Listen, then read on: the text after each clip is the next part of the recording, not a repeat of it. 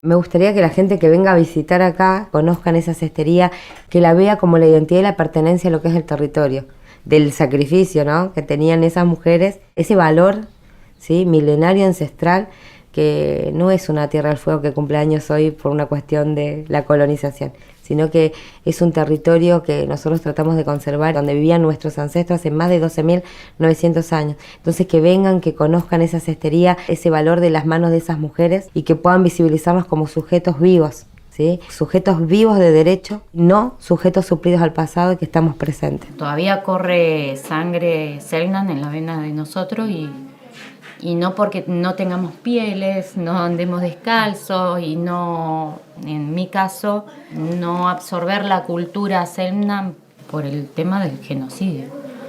Pero bueno, es algo que nosotros queremos entre todas reivindicar, que seguimos estando presentes, que ellas que son las ancianas, bueno, las chicas, las mayores, sí, tienen mucho más noción del tiempo de historia, porque han conocido a los antiguos, han estado y convivido con ellos, y de los relatos de ellas me lleno yo, de mi historia, porque el libro no me cuenta todo. El libro me extermina, el libro es hegemónico, el libro no me lleva a ningún fin. Entonces, no, como dice Mirta, por ahí Mirta y María son las que más salen en defensa de esto, de alzar una voz de la comunidad que tiene que ver con lo cultural también, ¿sí? Más allá de que nosotros no nos dediquemos a la cestería, no vivamos en el campo como se vivía, la cultura Selknam nosotros lo vamos emancipando, por decirlo así, en nosotros, del boca en boca, de lo que ellos nos cuentan, nos relataban cómo vivían, cómo fue la vida de mis abuelas, mis tatarabuelas, porque eso fue una vida muy cruda para lo que era en ese tiempo acá. Y ellas tienen mucho relato, mucha historia por contar y que está bueno saberla y está bueno decirla como es también, ¿no? Sin enmascarar nada. En el hoy, decir que hubo violaciones, vejaciones, desde los ultrajes más violentos, está por demás de decir que uno lo dice para que se evoque un respeto también. Y que ya obviamente eso en el hoy no sucede, pero no tendría que haber pasado nunca. Hoy, tal como nos cuentan Alicia y Vanina, las mujeres Selknam tienen un rol fundamental. Son la única fuente de transmisión a las nuevas generaciones y a toda la sociedad. Tejer redes con otras comunidades, participar de la actividad política, dar charlas en escuelas, universidades, publicar libros, trabajar por la cultura, enseñar el oficio de la cestería. Todo esto forma parte de un proyecto que llevan adelante con fuerza y convicción. Reescriben la historia. Y yo lo que digo, la historia de nuestra mujer es muy, muy trágica y dura.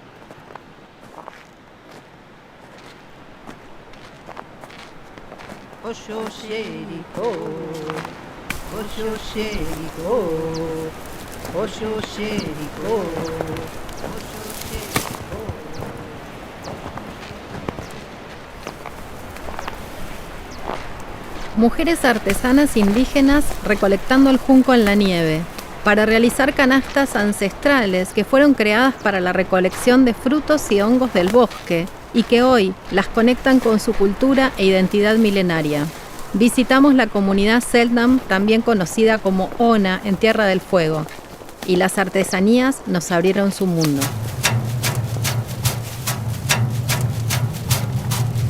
Lola Kiepja, Ángela Loig, Herminia, Rafaela Ishton, Virginia Choquintel,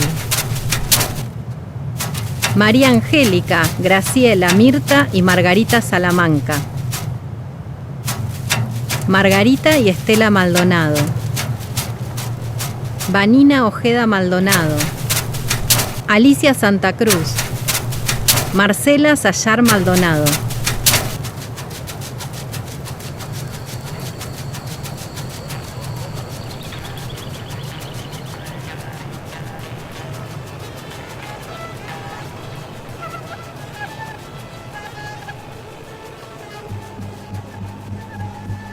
El Museo de Arte Popular presenta un ciclo de podcast para conocer 3 comunidades indígenas artesanas.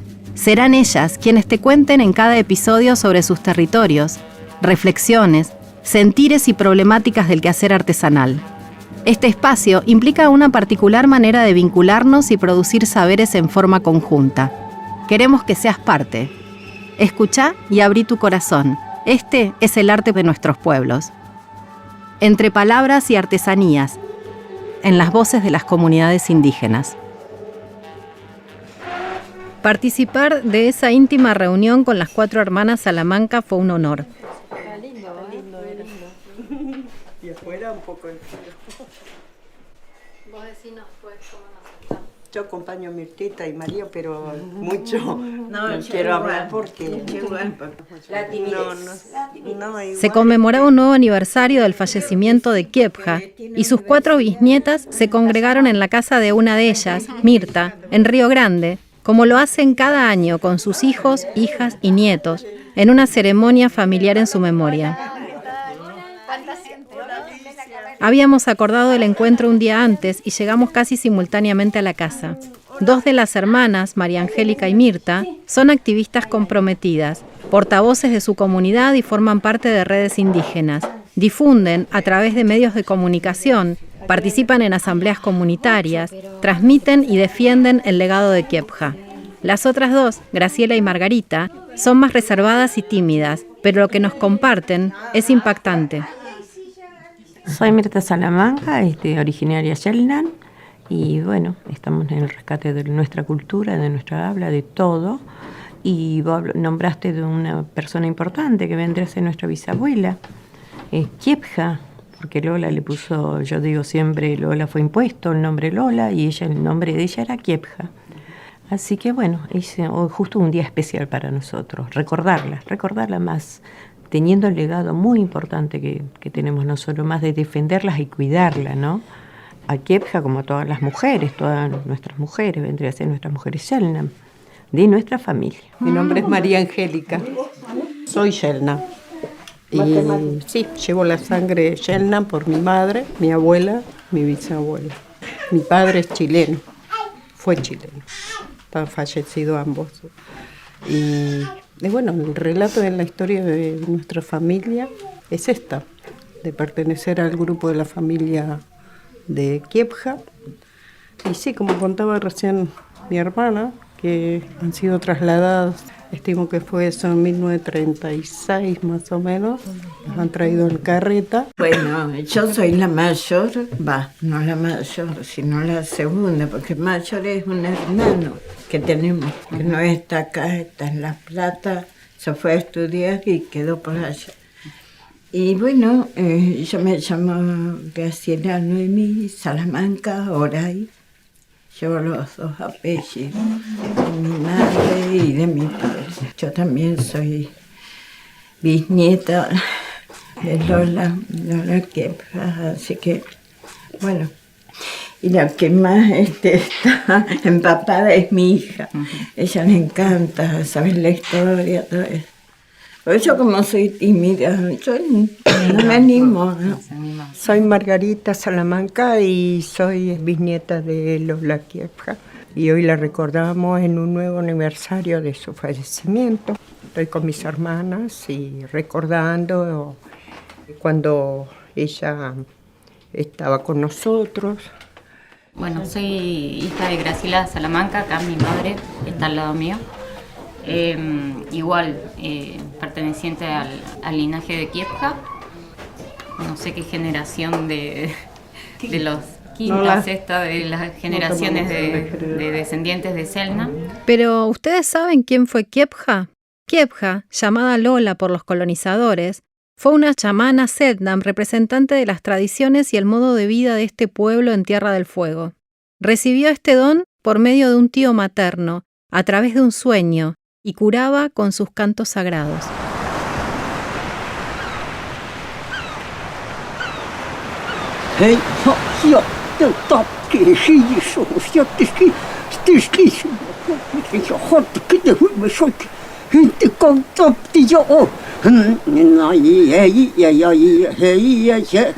el hey se yo y hey se yo y hey hey se yo y hey hey se yo y hey hey hey hey el hey se yo y hey se yo y hey el hey con ye con en ye hey yo y hey el hey hey el hey yo y hey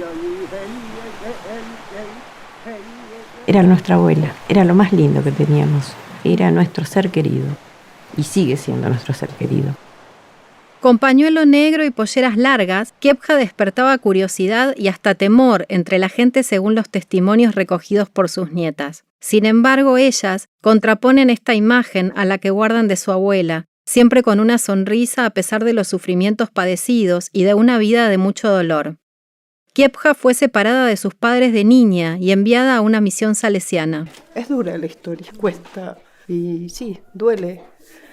Y entre eso que duele fue cuando tomaron en carreta a la familia de Kiepja, las separan de los varones, los hombres, las agrupan a ellas y las traen a la misión salesiana. Como decía Mirta, sí, ahí no fue nada bueno el trato, fue como para prepararlas, justamente que decían educarlas, imponerles una civilización que de civilización no sé qué querían tomar, porque en realidad la civilización que tenían ellos era en su hábitat, viviendo en forma nómade, en grupo de familia, trasladándose por el territorio, agrupándose como familia, buscando sus alimentos. En los momentos en que ellos utilizan su arma, los varones que son el arco y la flecha, para la caza de animales. No eran guerreros. En algunos lugares se la nombra como cantante. De hecho, aparecen sus canciones en Spotify, en las grabaciones que le hizo la antropóloga francoamericana Annie Chapman, quien la hizo tan conocida en la década de 1960. Sus bisnietas no acuerdan con la exposición pública de sus cantos sagrados, razón por la cual no los utilizamos en estos podcasts. Los cantos son chamánicos y prohibidos, lamentablemente, porque es para nuestro pueblo, no es para divulgar. Pero a veces la mala desinformación o la sociedad no lo interpreta así. Y viene a raíz de que somos la última. Entonces ya se murió Kiepja, escuchamos los cantos de Lola. Lola Kiepja cantante. No era cantante. Cantaba para nuestro pueblo, cantaba para sanar, cantaba para curarnos. Ángela Loig fue amiga de Kiepja y a raíz de esta amistad conoció a Annie Chapman. A partir de ese momento, Ángela se convirtió en la principal transmisora cultural de la investigadora. Ángela Loig fue la última mujer de madre y padre Selknam. Fue gracias principalmente a ella que pude continuar mi estudio de la cultura Selknam después de la muerte de Kiepja. No sé mi edad ni una cosa. El año no está escrito, tenía que pedir mi bautismo, pero el año no hay, no está. No pusieron. Ángela murió repentinamente en mayo de 1974 en Río Grande, Tierra del Fuego. Y aparece otra vez Kiepja en el recuerdo de su bisnieta, esta vez como artesana. ¿Vos la veías a Kiepja tejiendo? Sí, ella venía, se sentaba hacia al lado y tejía. Y yo la miraba más porque ella tampoco me explicaba porque directamente era como que no sabía explicar. Así que yo la miraba, ¿no? Ella era chiquita, tendría 9, 7, ya ni me acuerdo. Chiquita era. Mira, ella cuenta de que Kiepja la veía tejer y yo no me acuerdo. Siendo mayor ella, mayor que yo. Pero sí yo me acuerdo que andaba atrás de ella, de ahí jodiendo atrás de ella, molestándola, porque es verdad. Y era pura risa, ella era de poco hablar, pero era risa. Yo recuerdo sus manos callosas, sus manos ásperas. Pues yo lo primero que me tocaba la mano. Y cuando había gente en casa ella no entraba. Había visitas, ella no entraba. No. Se quedaba afuera y ahí andamos nosotros revoloteando.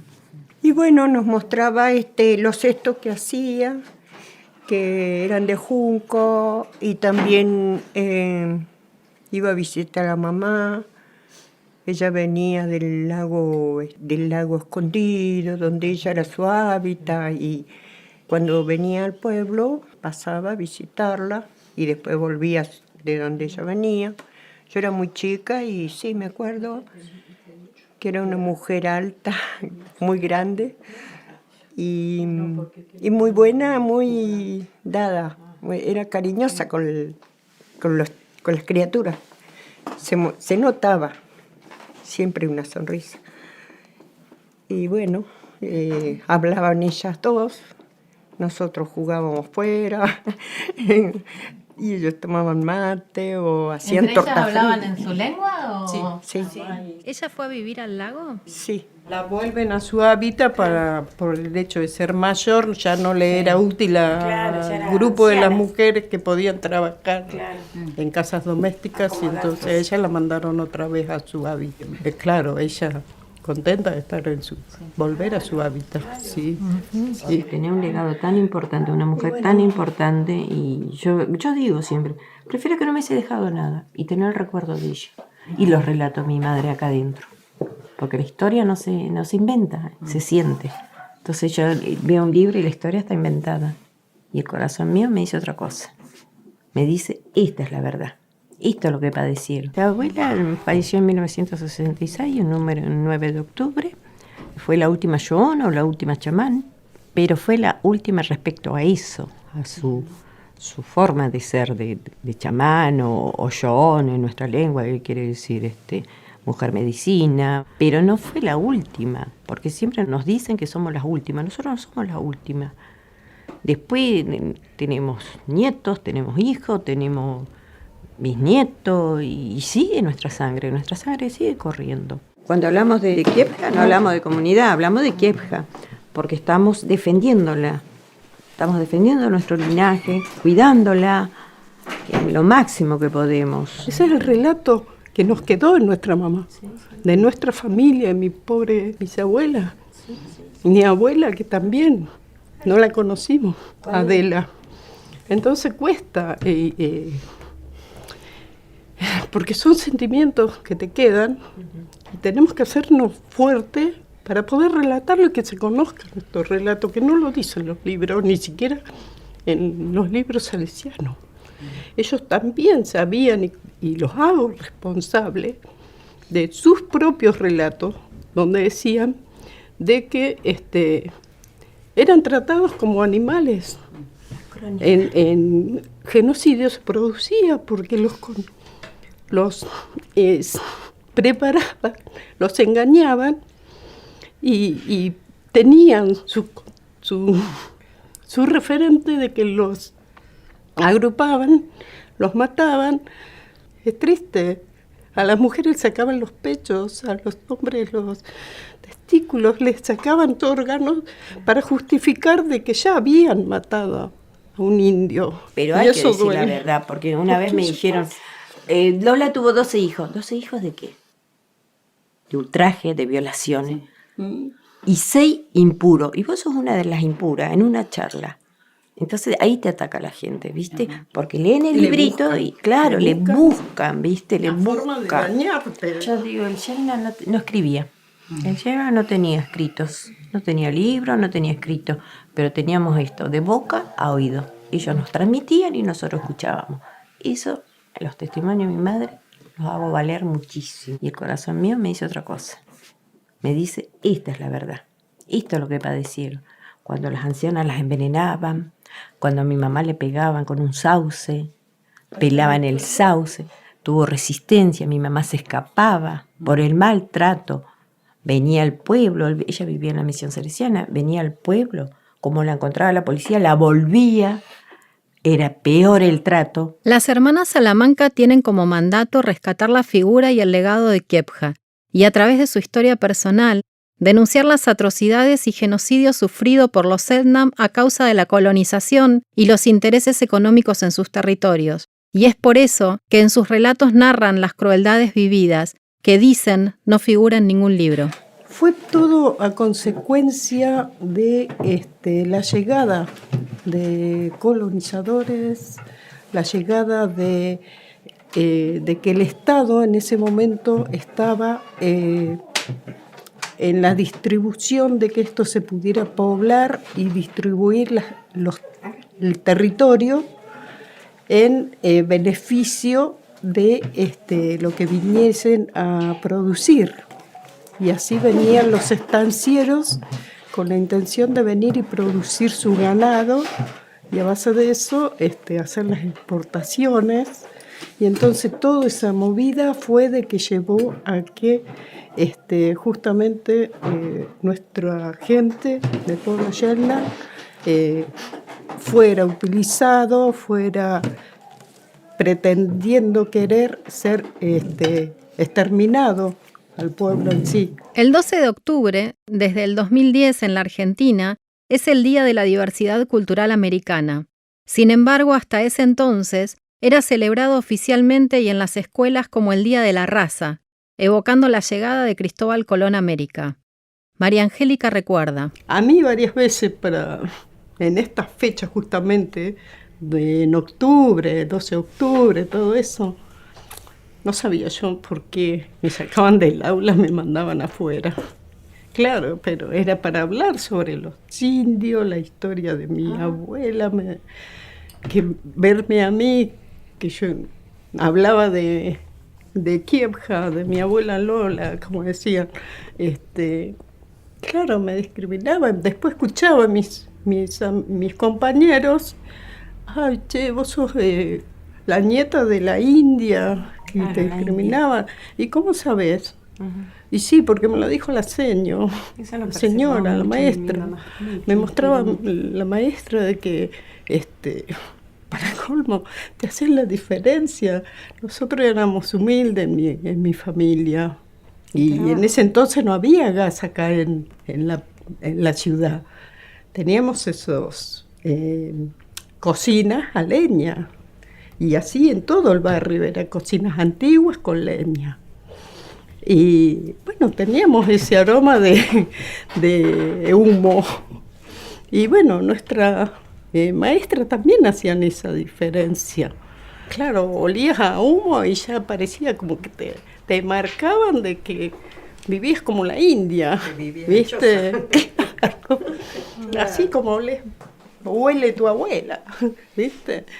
Y claro, yo salía llorando porque digo, ¿por qué me marcan si en realidad yo vivía como feliz, contenta con mi familia en lo que era nuestro hogar?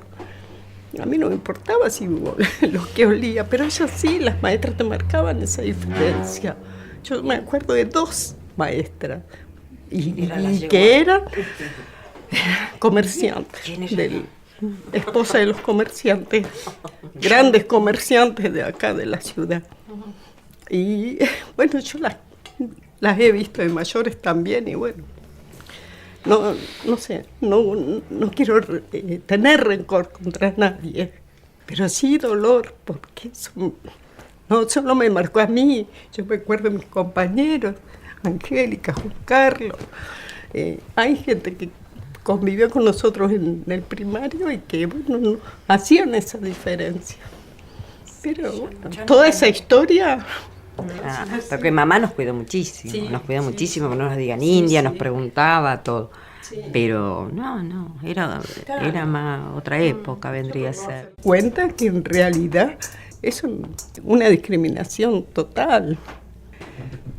Hacerle eso a una criatura sin nada, yo salía y mientras hablaba ella por adentro del aula, yo me divertía, no sé, en el patio. Salía afuera y disfrutaba de estar afuera en el patio. Pero en realidad después cuando hablaba con mis compañeros y mis compañeros me venían a cuestionar, así que sos la nieta de la India Lola. Y ya, viste, te marcaban, te despreciaban.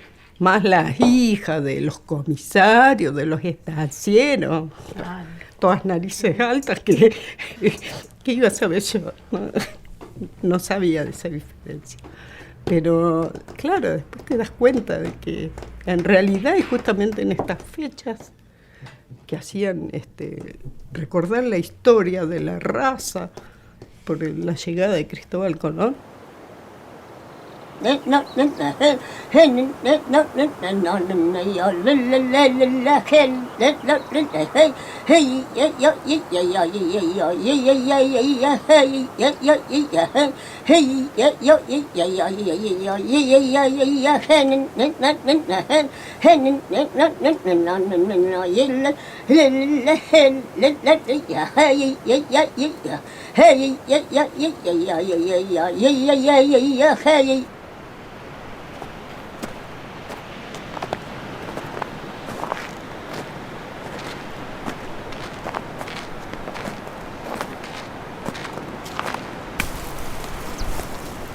Kerren Kren Olichen, Chocusquén, Kerren Caitao, Olichen, Caitao. Estamos recolectando tayu en Queresquín, en Kerren Olichen, con Na el Esquén, Yataiquén, Chon Na Yataiquén. Muchas gracias, les dije, y que es un día de sol, muy lindo pero frío. Bueno, porque estamos en primavera en Xocusquén. A Margarita la conocimos hace algunos años con motivo de una exposición virtual de cestería que realizamos en el MAP. La entrevistamos en ese momento a raíz también de su libro, Entre dos mundos, pasado y presente. En ese libro cuenta la historia de su mamá, Herminia, que nació en el Jaruén, territorio comunitario de Saipot, en el año 1922.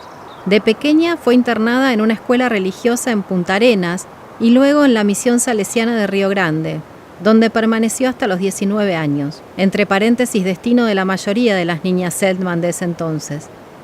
Parte de su vida transcurrió en el puesto Entre Ríos, perteneciente a la estancia Viamonte, al sur de Río Grande. Margarita también presentó un documental, en el 2020, resaltando la figura de su madre como un ejemplo de vida, ayudando y guiando a los hijos, transmitiéndoles sus conocimientos y sus enseñanzas, por ejemplo, sobre la recolección y enseñándoles el idioma. Eso que hoy día todavía está insertado en la sociedad, ¿no? La discriminación, la xenofobia, el racismo, está, ¿no? Y hay que luchar contra todo eso, hay que armarse, y yo creo que la mejor forma que lo logré, en el caso mío, lo logré sabiendo quién era, que era mi sangre, eran nuestros ancestros, estaba mi madre viva, mamá, 91 años, y ella era nuestro pilar fundamental a la hora de haber construido esta historia, estas raíces, este legado ancestral. Sí. Y ella nos corregía también. Sigue presente en sus vidas hoy entonces. Ella está en cada minuto de nuestra vida, va a estar ella, porque fue una mamá con todos los honores y nombres que se le puede decir a una mujer, ¿no? Única, para nosotros mamá fue única. Y cómo la extrañamos. Se vació. Y este trabajo que hacemos nosotros lo hacíamos con ella. Con ella, sí. En pleno invierno venía a acompañarnos. Sí. Y a recolectar ella también. Sí. Hay videos de mamá donde ella ¿Cómo se llamaba su mamá? Herminia. Y le decía Jar, don Segundo Artiaga, que significa abutarda. Porque dice que siempre andaba con todos sus pichones. 10 hijos tuvo mamá. Somos 10 hermanos. ¿Te imaginas el familión que somos nosotros? Somos muchos, sí. Margarita es hija de Herminia, hermana de Estela, mamá de Marcela, tía de Vanina. Historias de grandes mujeres Selknam, quienes trabajan todas desde algún lugar en la transmisión de la cultura, la memoria y el reconocimiento. Margarita, o Na el Esquén, mujer verano en lengua Selknam, y Estela Maris, Na Xosenken, mujer invierno, se encargan de la promoción de la cultura Selknam. Dan clases de cestería a mujeres jóvenes y adultas mayores. Recorren escuelas y universidades para transmitir sus conocimientos. Investigan y practican las costumbres del pueblo. Y junto a su sobrina Vanina, están recuperando la lengua nativa. Bueno, mi nombre es Vanina Ojeda Maldonado. Estamos acá en Ushuaia, Tierra del Fuego. Nuestro Jaruén, Caruquinca de Tierra del Fuego, en nuestra lengua nativa Selknam. Así que bueno, bienvenidos. ¿Y vos sos referente de la comunidad? ¿A qué te dedicas? Bueno, sí soy perteneciente al pueblo Selknam, estudiado como ONA, perteneciente a la comunidad Rafaela Instone, quien llevó una lucha muy grande por la recuperación de las tierras y la identidad. Hoy estoy a cargo de la Subsecretaría de Cultura de la Municipalidad de Ushuaia y bueno, soy una militante activa en los derechos humanos indígenas. ¿Cómo es la historia de tu abuela? Mi abuela, bueno, era muy chica cuando queda huérfana, muy chiquita. Se queda con sus 2 hermanos y su padre. Y bueno, estuvo en otras familias donde fue maltratada, hasta que, bueno, mi papá la fue a buscar donde estaba, donde la había dejado porque él tenía que trabajar, mi abuelo. Y porque a mi mamá le pasó medio parecido. Ella cuando es más grande es como que se descubre que ella también es Selknam Ona, porque obviamente acá no había un registro civil, no había un hospital. Entonces nuestras mujeres fueron inscriptas y separadas por etnias, ponían Ona, Haush, ¿no es cierto? Entonces mi abuela pensó que su apellido era Ona, ¿no es cierto? Pero estaba con un montón de indígenas y ella hablaba lengua Selknam, pero se lo habían prohibido. Ella no sabía, entendía lo que hablaban las otras mujeres, pero no le permitían hablar. Incluso hay grabaciones y archivos donde ella cuenta de que no le permitían hablar, o sea que lo que más lamenta es eso. Y si no me dejaban acercarme a las indias grandes, a las otras, dice mi abuela, ¿no? Porque no me hubiera olvidado. La pasó muy triste en diferentes cuestiones, obviamente. Entonces eso es lo que nos lleva también de ver y de escuchar tantos videos, tantos archivos que hay de mi abuela, de empezar a analizar cada palabra y de ver que por ahí no lo podía ella explicar de otra manera, sino que contaba lo que pasaba. Y a nosotros cuando empezamos a juntar archivos, ver información, leer tantos libros y de ver la mirada que nos hicieron ver otras personas y de escucharlas a ellas con ese lamento y angustia, ¿no? De un proceso de historia que quiso ser borrada. Si bien ella dice, a mí me trataban bien en la misión, a ella la trataban de descendiente y no la dejaban hablar su lengua. Y hoy día nosotros somos los mayores que continuamos con esto. Son mujeres, algunas de ellas artesanas. Todas aprendieron a hacer sus icónicos cestos. Son hijas, nietas, madres, difusoras, activistas, protagonistas de una historia que es personal, que es familiar, que es comunitaria. Entre Palabras y Artesanías, un podcast que permite acercarte a esas voces de mujeres y hombres de la Argentina profunda, con el deseo de generar empatía, conocernos, sentir respeto y orgullo por nuestros pueblos y sus comunidades artesanales.